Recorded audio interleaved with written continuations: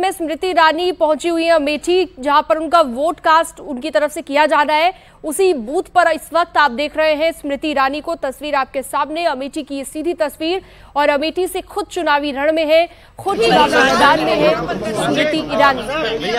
लोगों से भी यहाँ पर अपील करेंगी कि ज्यादा से ज्यादा वोट करें, ज्यादा से ज्यादा मतदान करें, अपने मत का इस्तेमाल करें, अपने अधिकार का इस्तेमाल करें। और इस वक्त स्मृति ईरानी को आप देख सकते हैं तस्वीरों में। स्मृति ईरानी के सामने केएल शर्मा चुनावी मैदान में है। राहुल गांधी यहाँ पर चुनाव क्यों नहीं लड़े, इसे लेकर खूब मुद्दा बनाया गया, बार बार चर्चा की गई। चलिए, अमेठी से ऋषभमणि त्रिपाठी हमारे साथ जुड़ गए हैं, हमारे सहयोगी। ऋषभमणि, वो तस्वीर इस वक्त स्क्रीन पर है जिसमें स्मृति ईरानी, हम कह सकते हैं कतार में लगकर बहुत ही साधारण तरीके से, सिंपल तरीके से वोट कास्ट करने के लिए पहुंची हुई है। जी बिल्कुल, देखिए स्मृति ईरानी इस वक्त लीला टीकरा गांव में जो प्राथमिक विद्यालय है वहां पर पोलिंग बूथ बना है, पहुंच गई हैं अपना वोट कास्ट करने के लिए।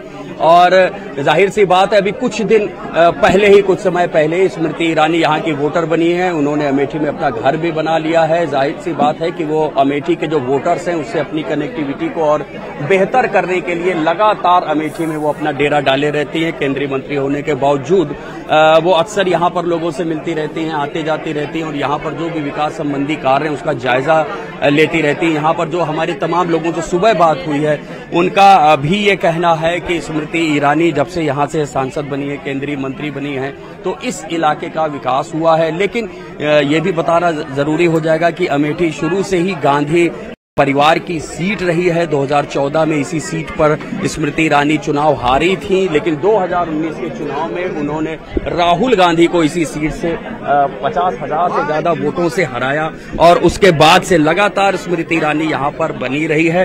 हालांकि ये हाई प्रोफाइल सीट है, लिहाजा यहाँ पर जो स्थानीय मुद्दे हैं उनके साथ साथ जो राष्ट्रीय स्तर के मुद्दे हैं वो भी हावी रहते हैं।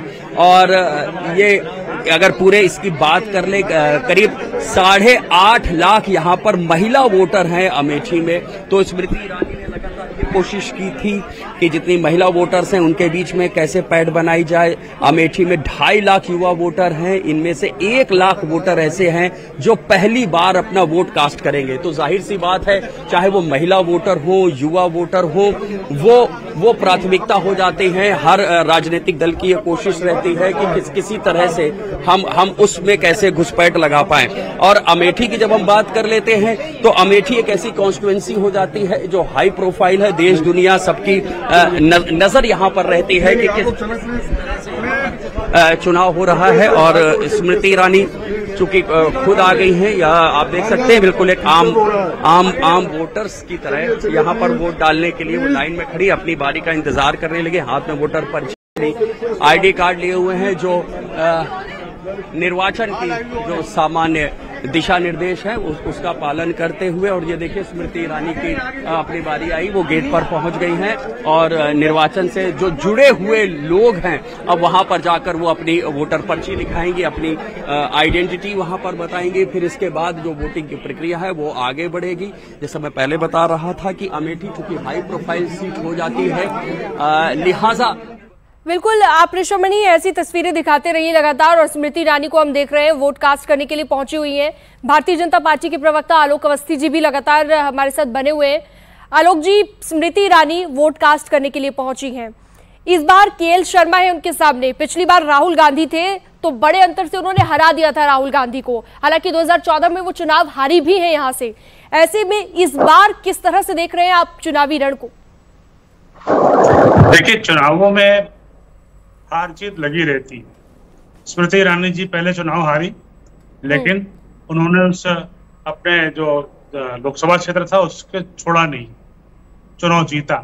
लेकिन राहुल गांधी जी के अंदर इतनी हिम्मत नहीं हो पाई कि वे चुनाव हारने के बाद दोबारा उस सीट पर जा पाते। यहाँ तक कि कोई कांग्रेसी कार्यकर्ता भी उनको नहीं मिला जिसको वहां पर लड़ा पाते। उनको अपने निजी पीए को लड़ाना पड़ा। और यह एक देश के लिए दुर्भाग्य है कि राजनीतिक कार्यकर्ताओं का अभाव में गांधी परिवार अपने पीए को लड़ा रहा है।